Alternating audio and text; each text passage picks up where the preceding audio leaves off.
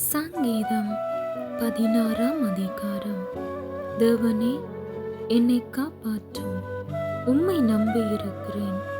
என் நெஞ்சமே, நீ கர்த்தரை நோக்கி, தேவரீர் என் ஆண்டவராயிருக்கிறீர். என் செல்வம் உமக்கு வேண்டியதாயிராமல் பூமியில் உள்ள பரிசுத்தவான்களுக்கும் நான் என் முழு பிரியத்தையும் வைத்திருக்கிற மகாத்துமாக்களுக்கும் அது வேண்டியதாயிருக்கிறது என்று சொன்னாய். அந்நிய தேவனை நாடி பின்பற்றுகிறவர்களுக்கு வேதனைகள் பெருகும். அவர்கள் செலுத்துகிற இரத்தப்பான பலிகளை நான் செலுத்த மாட்டேன். அவர்கள் நாமங்களை என் உதடுகளினால் உச்சரிக்கவும் மாட்டேன். கர்த்தரின் சுதந்திரமும் என் பாத்திரத்தின் பங்குமானவர். என் சுதந்திரத்தை தேவரீர் காப்பாற்றுகிறீர். நேர்த்தியான இடங்களில் எனக்கு பங்கு கிடைத்தது.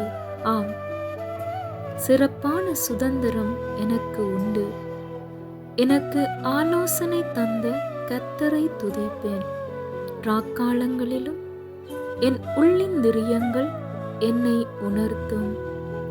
கர்த்தரை எப்பொழுதும் எனக்கு முன்பாக வைத்திருக்கிறேன். அவர் என் வலது பாரிசத்தில் இருக்கிறபடியால் நான் அசைக்கப்படுவதில்லை.